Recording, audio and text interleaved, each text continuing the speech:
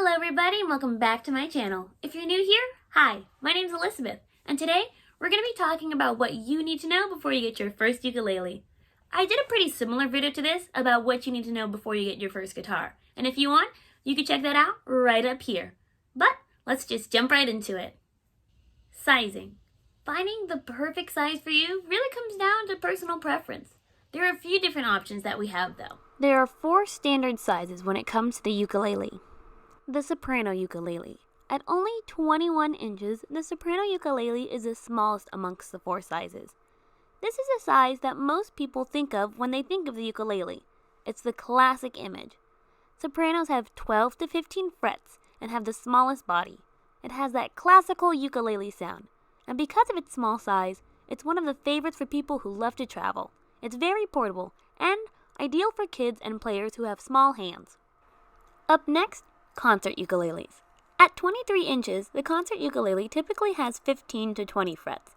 It's slightly bigger than a soprano, and because of that, it gives a fuller sound compared to its smaller sibling. Concert sizes is one of the favorite for beginners because it's the Goldilocks of ukulele sizes. It's not too small, and it's not too big. Next on our list, the tenor ukulele. Coming in at 26 inches, the tenor is obviously bigger than the last 2 ukuleles that we've mentioned. Typically, this ukulele has 18 frets or more.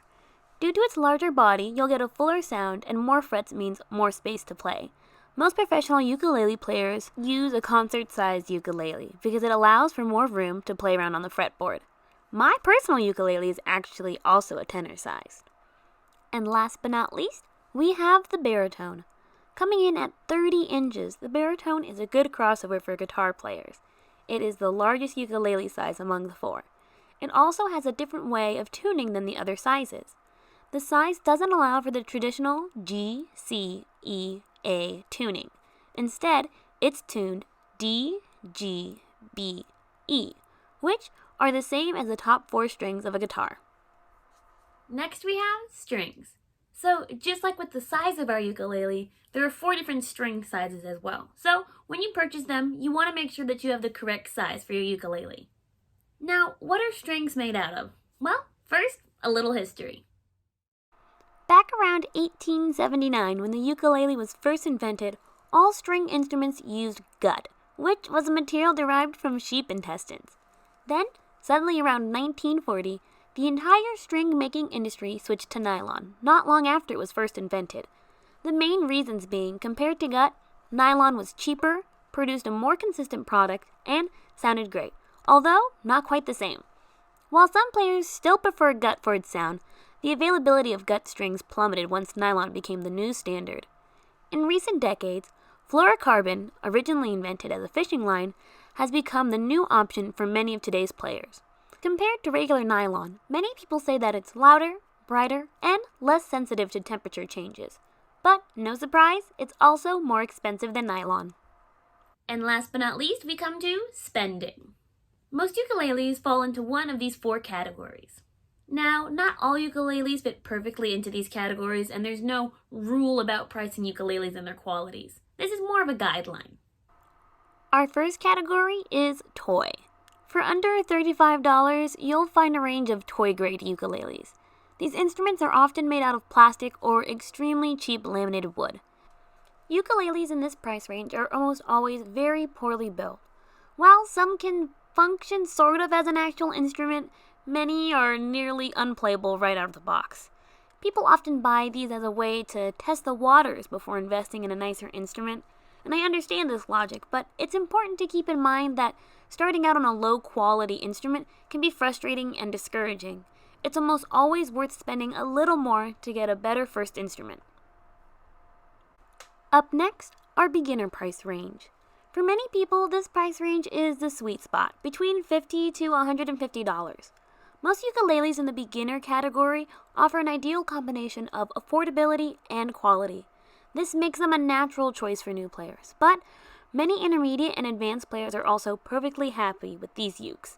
The massive selection of ukuleles in the beginner price range means it's impossible to offer a one-size-fits-all assessment.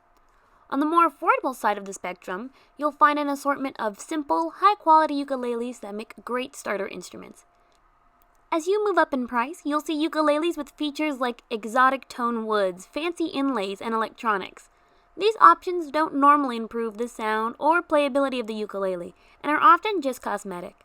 The exception is a solid top, which can offer improved tone and volume. And finally, we have our mid-level and high-end priced ukuleles. These ukuleles can sell anywhere between $150 to $500. This price range covers a lot of territory. Many mid-level ukuleles are just fancier beginning ukuleles. These ukuleles are similar in quality to what you'll find at the beginner price range, except for their upgraded looks. There's nothing wrong with paying a little extra for a ukulele with some cosmetic upgrades, but just remember that these nice-looking extras won't make the uke sound or play any better. Acoustic electric ukuleles are nice to have if you want to perform through an amplifier or record using your computer or another piece of hardware. At the very top of this pile, we find high-quality ukuleles from established U.S. companies like Kamaka and Martin.